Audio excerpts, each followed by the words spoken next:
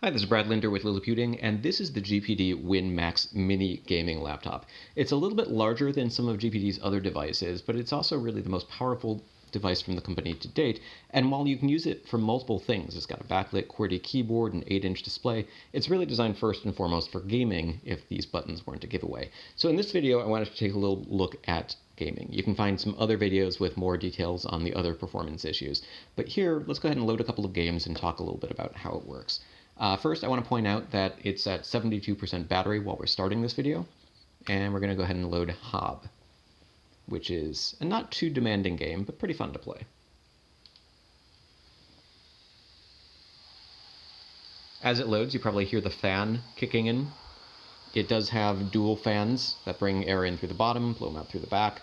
It's not particularly hot when you're holding it in your hands, and it's pretty comfortable to hold between your hands like this. So let's go ahead and play a little bit of Hob. You'll notice I've got a frame rate counter going here in the upper left corner, and we're at 47 frames per second right now. This particular game, it sort of stays in that area, I would say.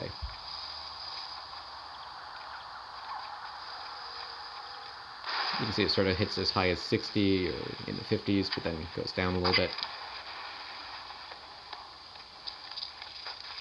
But it's definitely higher than 30 frames per second.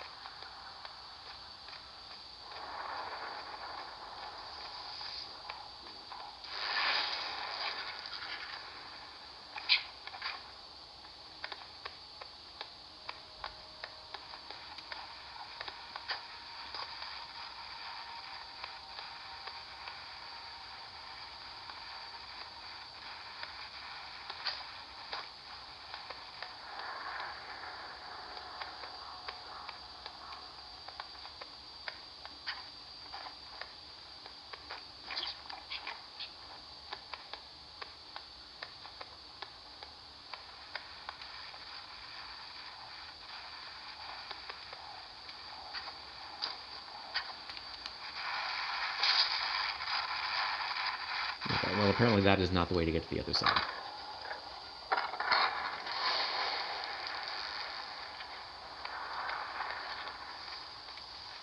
Anyway, that's just a little bit of Hob. I'm going to try and load a more resource-intensive game next. So you can see we're still sort of in the 40 to 60 frames per second. Now I'm running this at default settings for the laptop. This is a pre-production unit that the folks at GPD sent to me for testing purposes. It has a Core i5 10357 processor, or 103.5 G7 processor with Iris Plus graphics, and it's set to 25 watts, which is more than the 15 watts that you would sort of get by default. But you can actually go into the BIOS and adjust it, so you can increase or decrease that depending on when you want to prioritize performance or battery life. Speaking of which, we're now at 68% after just a couple of minutes of playing Hob. So I'm going to go ahead and load Assassin's Creed, again using the default settings at 25 watts here. You can adjust that and maybe boost the performance. I find Assassin's Creed Syndicate here, a game that I think was released in 2015, to be perfectly playable, but the frame rates are definitely lower in this game. Another thing to point out is, as I mentioned, this is pre-production hardware, so there might be some performance differences in the version that eventually ships. This version, for instance, is running an unactivated version of Windows 10. The versions that ship to customers will actually have the fully licensed Windows 10 software.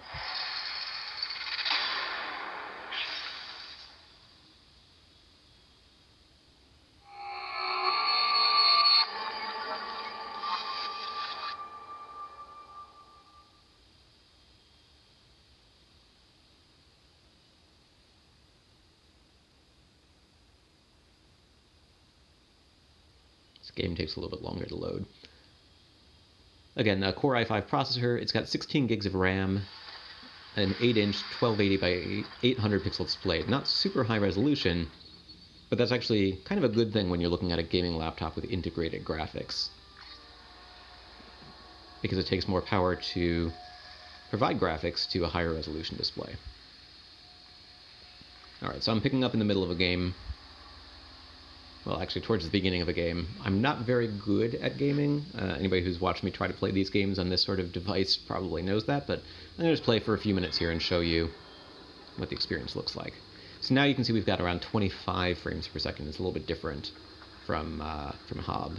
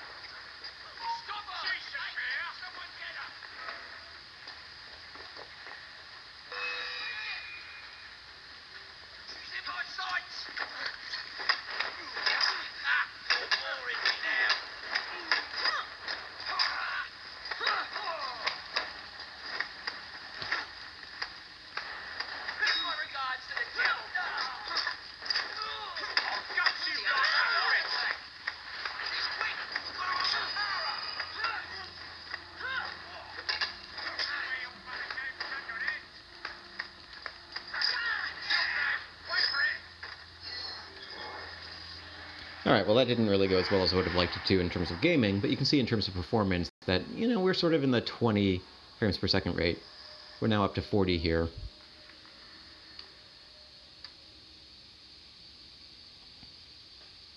And we'll give it a little bit of another try here.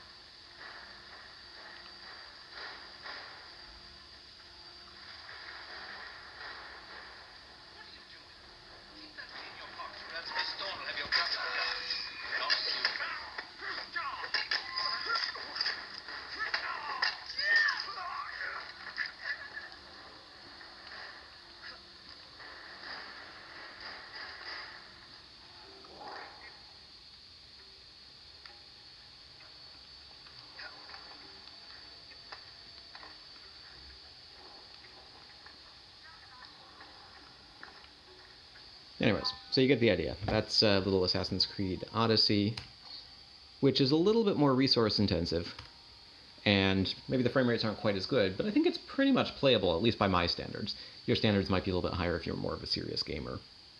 I'm gonna let you hear as the fan sort of winds down there. And let's do another battery check. So after a couple minutes, we're now down to 60%. Battery life is really going to depend on what it is that you're doing. I ran a battery test where I was doing nothing but streaming video from YouTube, and it ran for about 10 hours. In terms of performance for video games, if you adjust the backlight settings and other settings, and then maybe even adjust the TDP, the amount of power that the processor is using, you can stretch it or get maybe 3 or 4 hours of usage while you're playing games. Some games are going to be a lot less resource intensive, and you might get something closer to what you would get streaming videos if you're just sort of playing maybe casual point and click style games that don't require as much interaction. But something like Assassin's Creed is probably going to just give you a couple of hours at most. In terms of whether or not it's comfortable to hold while you're doing that, I think it really is. I think generally speaking, it makes a lot of sense to sort of prop the front down and lift the back. So here I'm using it on a tabletop because that's really the most comfortable thing to do with this camera, but I can also do this on my lap pretty easily. So it weighs enough that you're probably not going to want to just hold it elevated in your hands for a super extended period of time. It's maybe twice as heavy as a Nintendo Switch style device, but it is pretty comfortable to hold if you just sort of prop that down on your lap or on a table or something and lift the back to play like this. And the input buttons are a little bit on the small side, I would say, compared with typical game controllers. So, for instance, I've got a sort of generic Xbox-style controller here. You can see that the sticks are a little bit on the small side, the buttons are a little bit on the small side, but overall, they're big enough, and I don't really have any problem picking them out. The select, start, and Xbox buttons that are up here are pretty tiny, but they're not things that I necessarily need to use very often. And a closer look at the buttons on the back, we've got sort of the L1 and L2 buttons here, and same for the R1 and R2 buttons. And there's a touchpad in the middle, and if you needed to, you could reach down to the keyboard for keyboard input as you're playing as well, or reach up to the touchscreen. So that's just 2 games that I've been spending a little bit of time with. Since I'm not a serious gamer, I'm not going to show you necessarily all the other games that I've tried installing, because I've probably forgotten the controls for some of them already. But overall, I think it's pretty clear that this is a device that you can use for lots of different things, but it's designed first and foremost for gaming, and it works pretty well at that. This is not a complete review. This is just sort of a gaming overview where I took a look at 2 games. Maybe I'll post some more games in the future. Keep tuned to Liliputing's YouTube channel and liliputing.com for more details. But what I really wanted to show is the general purpose overview of using this as a gaming laptop. Because it does have a touchpad, you could also sort of use it for games that require more mouse input, but I think you'd probably be more comfortable if you plugged in a mouse or external pointing device for a lot of those types of games. And yeah, if you have any questions, go ahead and leave them in the comments, and you can check out liliputing.com for more details about this computer. It goes up for pre-order through a crowdfunding campaign on May 18th, 2020, and should ship at the end of that campaign at the end of June 2020. Starting price during crowdfunding is going to be about $779. After crowdfunding, it's going to be a little bit pricier than that. It is not a convertible tablet. It is very much just a laptop, and I'll have a detailed review of overall performance, I think, coming soon as well. This is Brad Linder with Liliputing and the GPD Win Max Gaming